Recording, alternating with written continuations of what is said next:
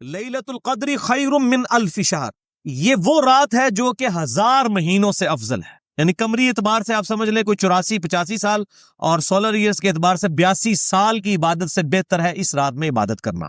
تنزل الملائکۃ والروح فیہا باذن ربہم من کل امر، اس میں فرشتے نازل ہوتے ہیں اپنے رب کی جانب سے تمام اہم کام لے کر. وہی فیہا یفرق کل امر حکیم. دیکھیں قرآن کے پیچھے قرآن کی آیات، قرآن کی سب سے بیسٹ تفسیر وہ ہے جو قرآن سے کی جائے. سلام، یہ رات سراپا سلامتی ہے. ہی حتی مطلع الفجر، اور یہ سلامتی ہے فجر کا وقت شروع ہونے تک، طلوع فجر تک. ویسے تو بخاری و مسلم کی میں نے حدیث بیان کی کہ پورا سال ہی آخری تہائی رات میں اللہ تعالیٰ کی طرف سے ندا آتی ہے، لیکن اس کی خصوصیت یہ ہے کہ مغرب کا وقت شروع ہونے سے لے کر طلوع فجر تک یہ پوری کی پوری رات اللہ تعالیٰ کی طرف سے خاص رات ہے جس میں فرشتے نازل ہوتے ہیں، اہم کام بانٹے جاتے ہیں، تقدیر کے فیصلوں کی رات ہے. تو یہی شب قدر ہے، یہی شب برات ہے، یہی لیلہ مبارکہ ہے. یہ سارے کے سارے نام اسی پہ فٹ بیٹھتے ہیں.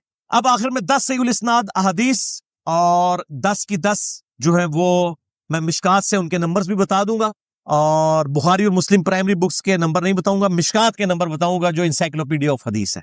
پہلی حدیث صحیح بخاری صحیح مسلم دونوں میں ہے، مشکات میں ہے 1958. آپ صلی اللہ علیہ وآلہ وسلم نے فرمایا جو شخص ایمان اور احتساب کے ساتھ، احتساب کہہ دیں گے آپ 3 چیزوں کو جوڑ کے، اخلاص، ثواب اور اصلاح نفس، جو ایمان اور احتساب کے ساتھ رمضان کے مہینے کے روزے رکھ لے، اللہ تعالیٰ اس کے سابقہ سارے گناہوں کی مغفرت فرما دے گا.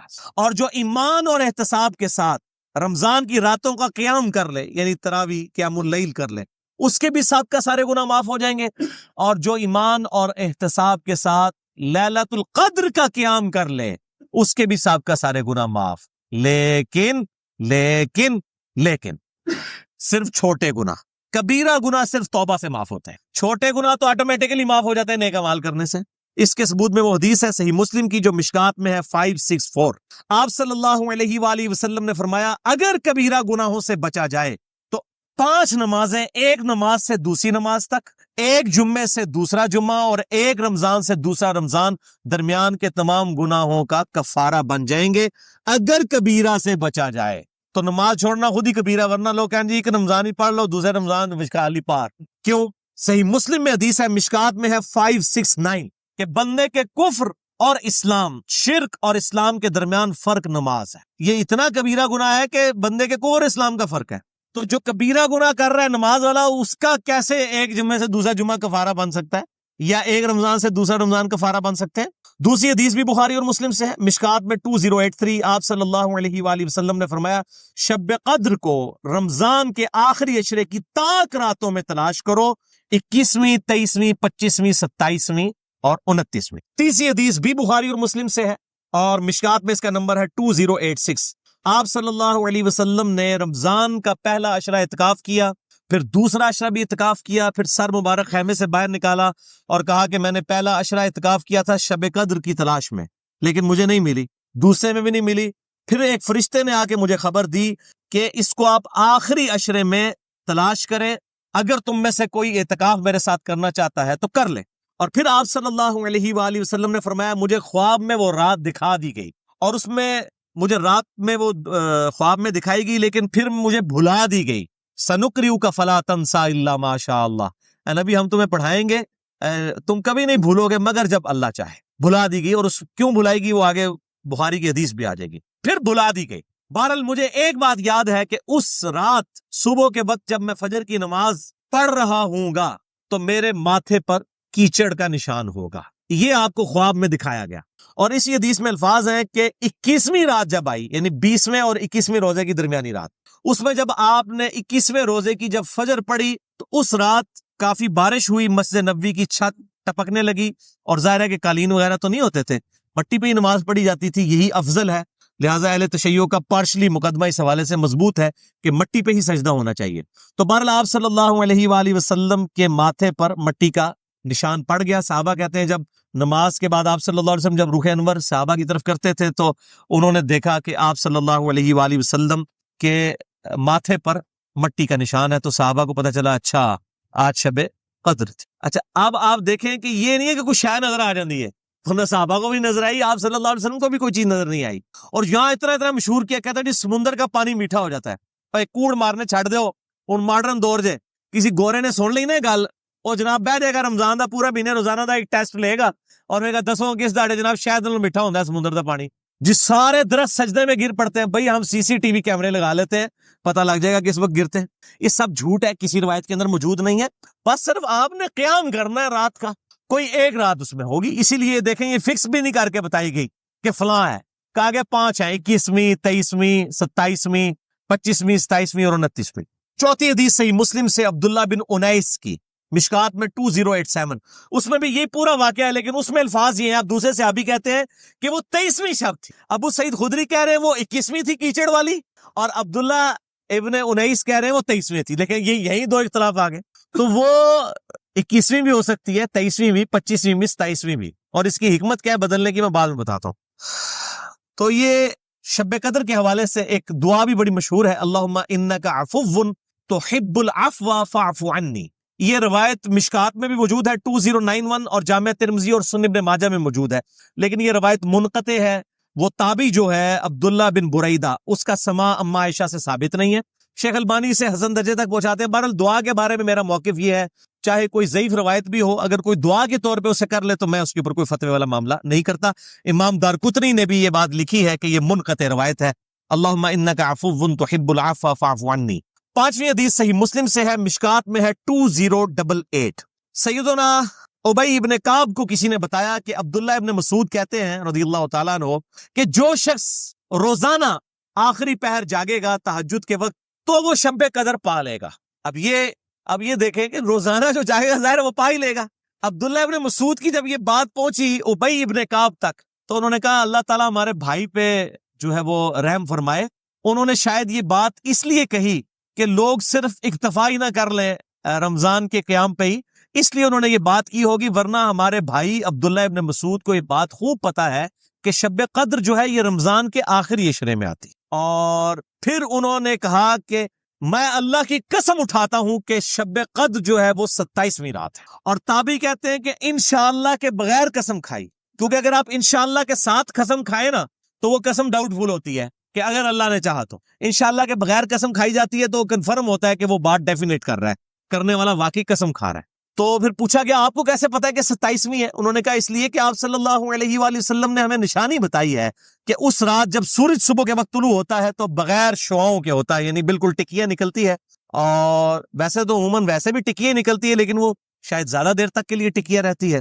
اب حالانکہ باقی روایتوں کے اندر 21ویں 23ویں بھی آیا ہے, اور یہ قسم اٹھا کے 27ویں, تو اس سے مراد پھر تطبیق یہ ہوگی کہ جو انہوں نے پائی ہے وہ اس سال 27ویں کو آئی ہوگی, ورنہ تو یہ بدلتی رہتی. 6ٹھی حدیث صحیح بخاری سے مشکات میں 2095 کہ آپ صلی اللہ علیہ وآلہ وسلم شب قدر کا دن بتانے کے لیے کہ آپ کون سی رات کو یہ آئے گی باہر تشریف لائے, تو 2 مسلمان آپس میں جھگڑ رہے تھے. یہ جھگڑنے کی نوست دیکھیں, آپ صلی اللہ علیہ وسلم بھول گئے اور آپ نے فرمایا کہ مجھے اللہ نے بتائی تھی وہ رات, لیکن پھر مجھے بلا دی گئی, سنقرئک فلا تنسى الا ما شاء اللہ.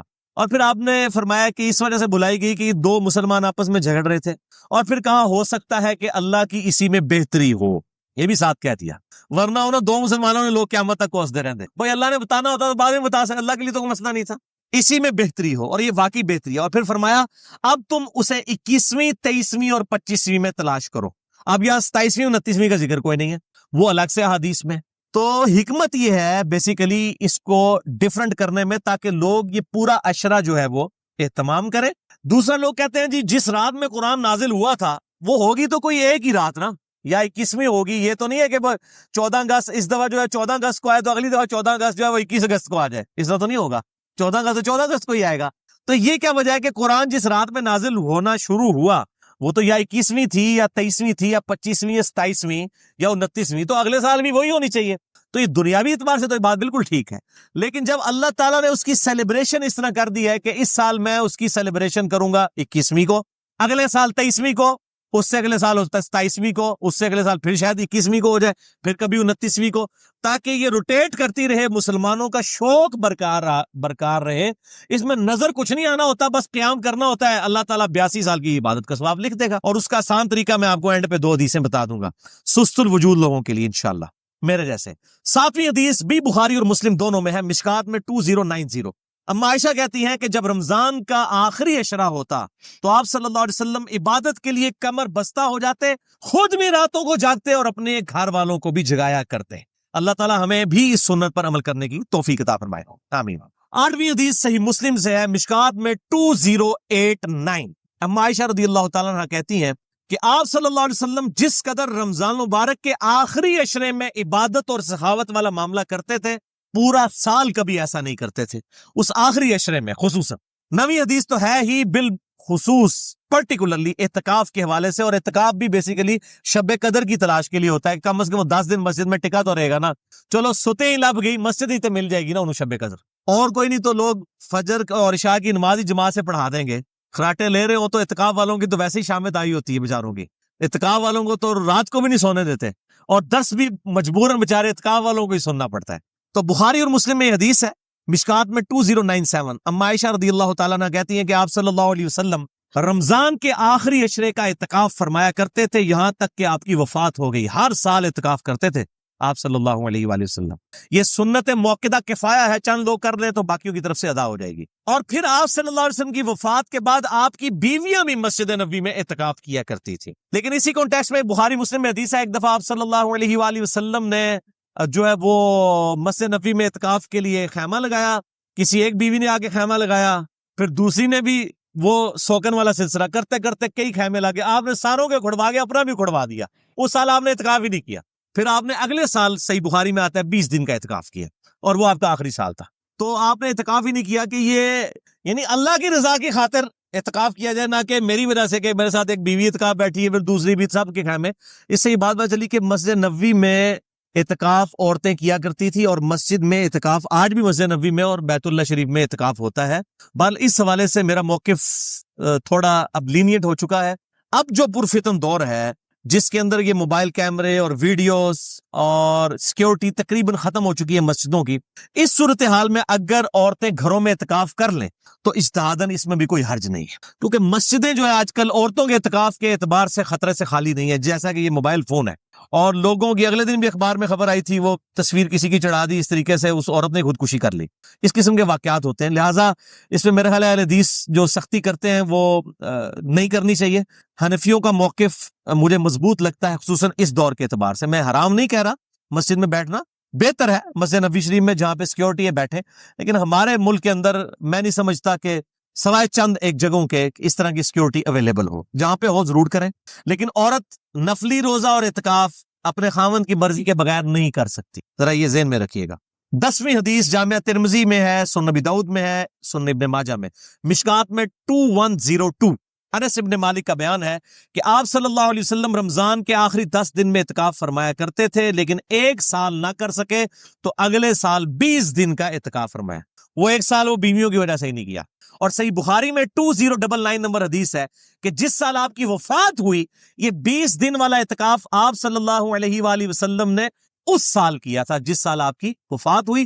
اور اس بخاری کی حدیث میں الفاظ ہیں کہ اس سال پھر جبرائیل علیہ السلام کے ساتھ 2 دفعہ دورہ قرآن کیا.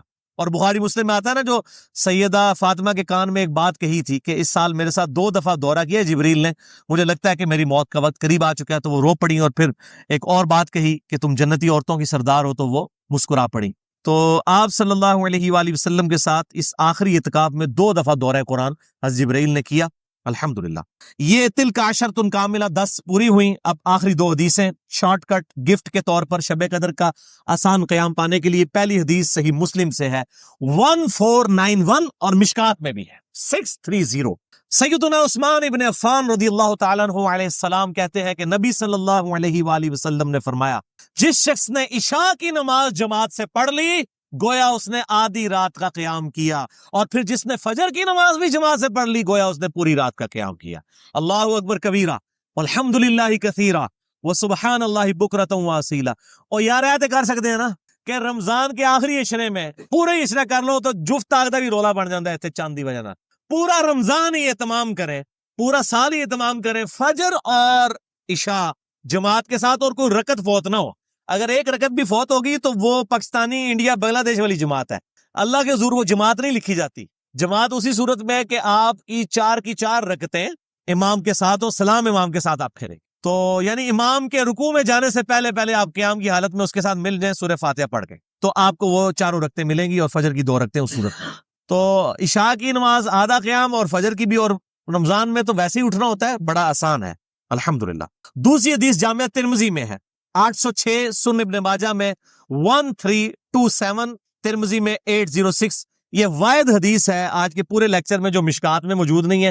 میں نے ترمذی اور ابن ماجہ کا نمبر بتا دیا. ابو ذر غفاری رضی اللہ تعالیٰ عنہ کہتے ہیں کہ نبی صلی اللہ علیہ وسلم نے فرمایا, جو شخص امام کے ساتھ قیام اللیل کر لے رمضان میں, یہاں تک کہ امام سلام پھیر کر فارغ ہو جائے, یعنی تراویح پڑھانے کے بعد, تو اسے پوری رات کے قیام کا ثواب ملے گا.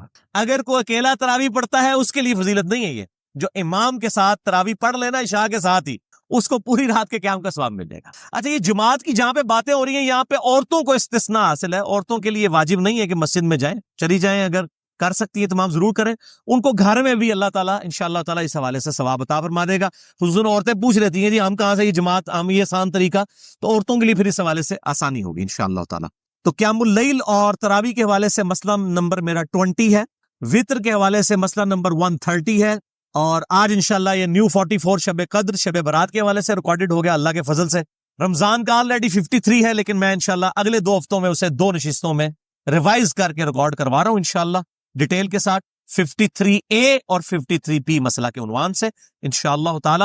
اور ان طاق راتوں میں صلاۃ التسبیح کا بھی اہتمام کریں. ڈیٹیل کے لیے مسئلہ نمبر ہے 91 میرا صلاۃ التسبیح کے اوپر, اب وہ آپ ضرور دیکھیں, کیونکہ صلاۃ التسبیح بہت بڑی عبادت ہے, تو قیام کرنا ہی ہے. اعتکاف والے لوگ ویسے ہی گپے مارتے رہیں اور جناب وہ فیس بک پہ بیٹھے رہیں, اس سے بہتر ہے کہ کم از کم ہر طاق رات میں صلاۃ التسبیح کا اہتمام کریں, جماعت کے ساتھ نہیں, انڈیویجول لیول کے اوپر. نفلی نماز جو ہے وہ جماعت کے ساتھ, اگر بغیر دعوت کے کبھی کبھار ہو جائے وہ الگ بات ہے, وہ ثابت ہے, بخاری مسلم سے ثابت ہے. لیکن یہ جس طریقے سے اشتہار بازی کی ہوتی ہے کہ فلاں مسجد میں صلاۃ التسبیح کی جماعت اتنے بجے ادا کی جائے گی, یہ چیز ٹھیک نہیں ہے. اگر بغیر اعلانیہ ہو, اعتکاف والے بیٹھے ہیں, اچانک ایک بندہ آگے ہوتا ہے, پیچھے لوگ نیت کر لیتے ہیں, اس کا جواز بخاری مسلم سے موجود ہے. میں نے اس کے اوپر جو ہے وہ اپنی جو کوسچن آنسر سیشن تھے, مسئلہ نمبر 110 ABCDEFGH, اس کے اندر میں نے یہ بیان بھی کیا ہے الحمدللہ. اللہ تعالیٰ سے دعا ہے جو حق بات میں نے کہی اللہ تعالیٰ ہمارے دلوں میں راسخ فرمائے. اگر جذبات میں میرے منہ سے کوئی غلط بات نکل گئی تو اللہ تعالیٰ ہمارے دلوں سے معاف کر دے.